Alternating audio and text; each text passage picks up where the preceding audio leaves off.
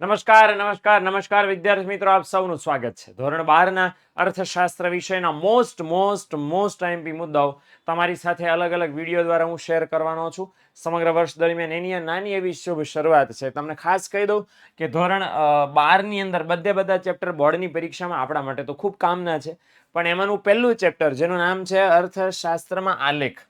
Okay, એમાં ઘણા બધા એવા મુદ્દાઓ છે જે તમારી આવનારી પ્રથમ સામયિક પરીક્ષા કે પછી રાઉન્ડ ટેસ્ટ કે પછી તમારી બોર્ડની પરીક્ષા એની અંદર પૂછાવાની પૂરેપૂરી શક્યતા ધરાવનારા છે. તો આ મુદ્દા હું તમારી સાથે શેર કરવાનો છું આજના નાના એવા 10 મિનિટના વિડીયોની અંદર. હું તમને આકૃતિ અને આલેખ વચ્ચે તફાવત શું છે, આકૃતિ કોને કહેવાય, શા માટે દોરવામાં આવે છે, કઈ રીતે દોરવામાં આવે છે, અને આલેખ કોને કહેવાય, શા માટે દોરવામાં આવે છે, કઈ રીતે દોરવામાં આવે છે, બંનેમાં અલગ અલગ વિગતો કઈ કઈ છે એની માહિતી હું તમને આજના વિડીયોના માધ્યમથી આપવાનો પ્રયત્ન કરીશ. તો ખાસ મારી સાથે છેક સુધી જોડાયેલા રહેજો. આપણે ફટાફટ મજા આવે એવી રીતે ભણવાના છીએ.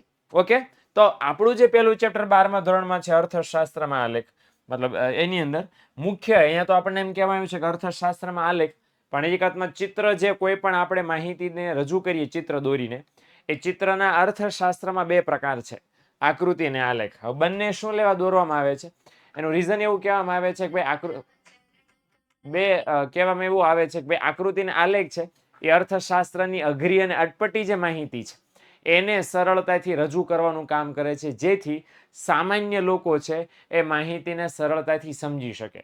અને એટલા માટે આ આકૃતિના આલેખ અર્થશાસ્ત્રમાં વારંવાર દોરવામાં આવે છે અને સમજવામાં આવે છે. તો એની જાણકારી આપણે અહીંયા મેળવવાનો પ્રયત્ન કરીએ. તો સૌથી પહેલા આકૃતિ એટલે શું જાણીએ. ઓકે, આકૃતિના આલેખ અહીંયા છે. તો આકૃતિ કોને કહેવાય? બેઝિકલી આકૃતિ માટે અંગ્રેજીમાં એવો શબ્દ છે ડાયાગ્રામ. ઓકે, એવો શબ્દ છે. બહુ બધા પ્રકારની, આઈ થિંક 6 પ્રકારની આકૃતિઓ આપણે 12મા ધોરણની અંદર આપી છે. ચિત્ર આકૃતિ ને વર્તુળાકૃતિ ને વૃતાંશ આકૃતિ ને સાદી સ્તંભાકૃતિ ને આવી રીતે 6 પ્રકારો, સમય આધારિત રેખાકૃતિ ને એવી રીતે આપી છે.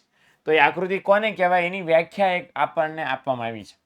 આની વ્યાખ્યા એવું કંઈક કહે છે કે અવલોકિત સ્પષ્ટ માહિતીનું ચિત્ર દ્વારા પ્રતિનિધિત્વ એટલે આકૃતિ. હવે કેવી માહિતી હોય? અવલોકિત માહિતી હોય. અવલોકિત માહિતી એટલે કેવી? વિશ્લેષણ કરેલી, એનાલિસિસ કરેલી, જોયેલી માહિતી હોય, જેને જાણેલી હોય અથવા ખુદ તમે મેળવેલી હોય, એ માહિતીને કહેવાય અવલોકિત. વળી પછી કેવી માહિતી હોય? સ્પષ્ટ માહિતી હોય, મતલબ એમાં કોઈ પ્રોસેસ કરવાની બાકી ન હોય, ઓલરેડી થઈ ગઈ હોય, એટલે તૈયારમાંથી માહિતી તમારે આકૃતિ દોરવા માટે ને વાપરી શકો, યુઝ કરી શકો ચિત્ર દોરવા માટે. એટલે અવલોકિત એટલે જોયેલી માહિતી હોય, પછી સ્પષ્ટ હોય, એમાં કોઈ ગણતરીની જરૂર ન હોય એવી માહિતીને જ્યારે આપણે ચિત્ર દ્વારા પ્રતિનિધિત્વ કરાવીએ. આ પ્રતિનિધિત્વ કરવું એટલે શું? પ્રતિનિધિત્વ કરવું એટલે રજૂ કરવું. ઓકે, એટલે અવલોકિત સ્પષ્ટ માહિતીને ચિત્ર દ્વારા રજૂ કરો એને શું કહેવાય?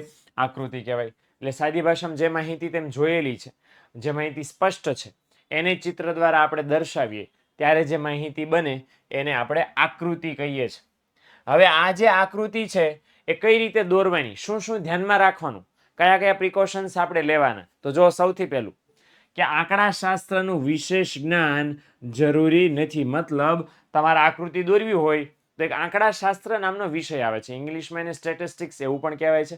મોસ્ટ ઓફ કોમર્સ વાળા વિદ્યાર્થીઓને ખાસ આ વિષયની ખ્યાલ હશે. તો જો તમારે આકૃતિ દોરવી હોય અને આંકડાશાસ્ત્રનું જ્ઞાન તમારી પાસે નથી, આવું કેમ આંકડાશાસ્ત્ર વિષયનો ઉલ્લેખ કરવામાં આવ્યો છે ભાઈ? કારણ કે આંકડાશાસ્ત્ર વિષય છે ને, એ આંકડાશાસ્ત્ર વિષયમાં આકૃતિના આલેખ દોરવામાં આવે છે આંકડા ઉપરથી. બરાબર, આ પ્રોસેસ જે છે બધી હકીકતમાં આંકડાશાસ્ત્રની છે. એટલે અહીં મેન્શન એટલે કરવામાં આવ્યું છે કે ભલે આંકડાશાસ્ત્રમાં એવું થાય છે, છતાંય આકૃતિ કોઈ પણ પ્રકારની દોરવી છે, તમને આંકડાશાસ્ત્ર નથી આવડતું તો પણ તમે આકૃતિ દોરી શકો. એટલી સિમ્પલ ચિત્રની આ પ્રોસેસ છે, અને એટલા માટે કીધું છે કે આંકડાશાસ્ત્રનું વિશેષ જ્ઞાન જરૂરી નથી.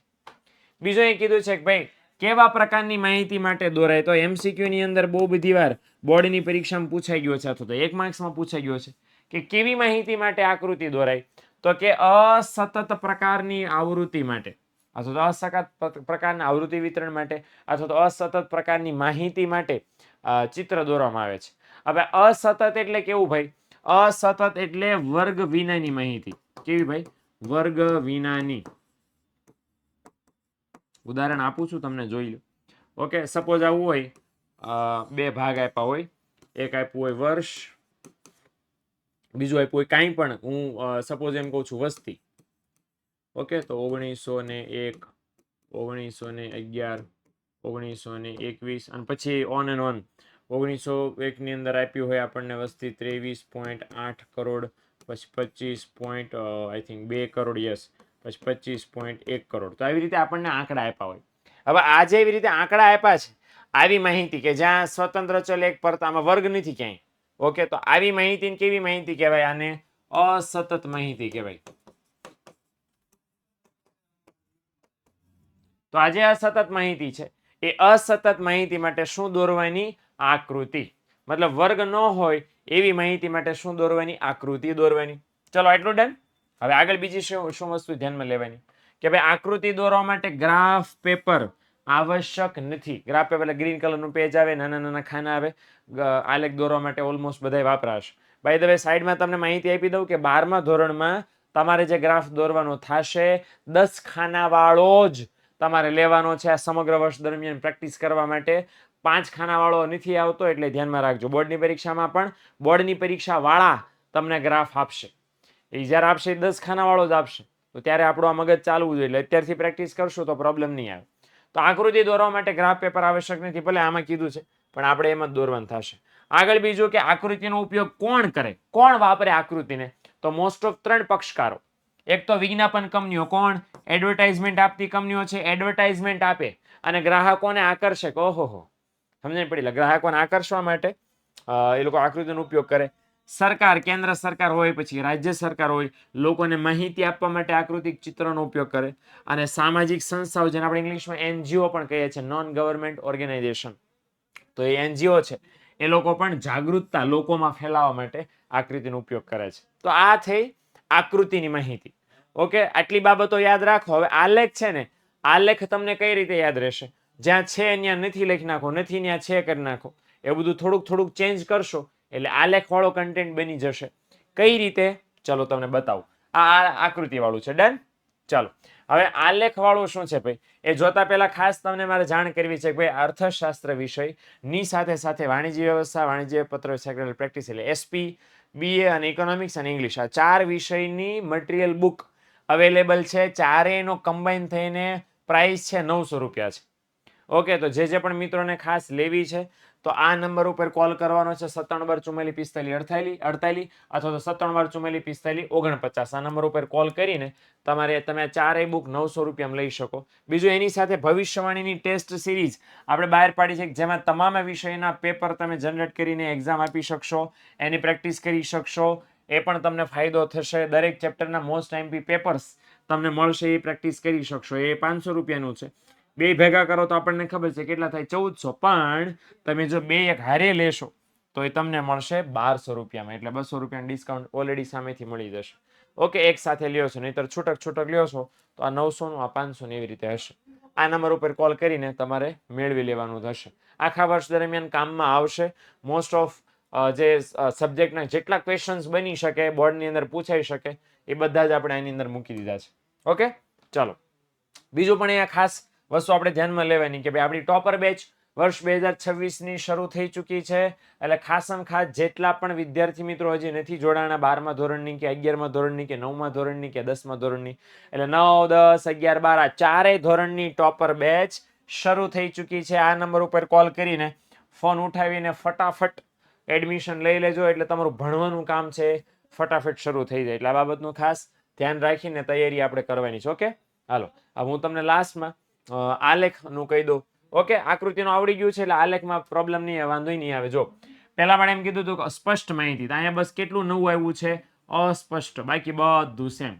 હવે અસ્પષ્ટ એટલે કેવી? જેમાં તમારે ગણતરી કરવી પડે, જેમાં તમારે કંઈક સમજવું પડે. વર્ગવાળી માહિતી હોય તો એમાં તમને સીધી ન ખબર પડે. દાખલા તરીકે હું એ લખું છું, જો હું આ જે લખું છું એમાં અસ્પષ્ટ માહિતી કહેવાય. અહીં હું લખું છું ઉંમર અને લખું છું બાળકોની સંખ્યા.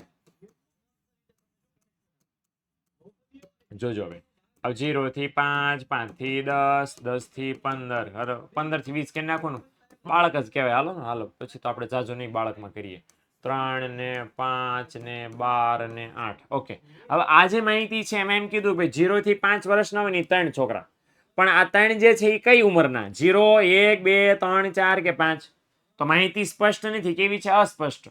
તમને એમ કીધું કે આ 12 બાળકો છે, પણ 12 બાળકો એક્ઝેક્ટલી કઈ ઉંમર વાળા? 10 વર્ષના, 11 વર્ષના, 12 વર્ષના, 13 વર્ષના, 14 વર્ષ વાળા? સમજણ પડી? એટલે 12 છોકરા છે એ આમાંથી કોઈ પણ વચ્ચેની ઉંમર વાળા હોવા જોઈએ, એ અહીં આપણને વાત કરી છે. એટલે કહેવાનો મતલબ એ કે ભાઈ આંકડા અસ્પષ્ટ માહિતી આવી હોય ત્યારે એને દર્શાવવા માટે શું દોરવામાં આવે છે? આલેખ. આલેખ દોરવા માટે આંકડા શાસ્ત્રનું જ્ઞાન જરૂરી છે. નો આવડે આંકડા શાસ્ત્ર, આલેખ તમે ન દોરી શકો. બીજું શું? આ પણ MCQ માં પહેલા આકૃતિની જેમ જ છે કે ભાઈ કેવા પ્રકારની માહિતી માટે? સતત. જો તમે દોરી દીધી છે આ માહિતી કેવી કહેવાય? સતત પ્રકારની માહિતી કહેવાય, વર્ગવાળી માહિતી. એના માટે આલેખ દોરવાનો. બીજું ગ્રાફ પેપર આવશ્યક છે, ફરજિયાત. ઓકે, ગ્રાફ પેપર વગર આલેખ નહીં દોરવાનો. ત્યાર પછી સ્કેલ માપ લેવું આવશ્યક છે.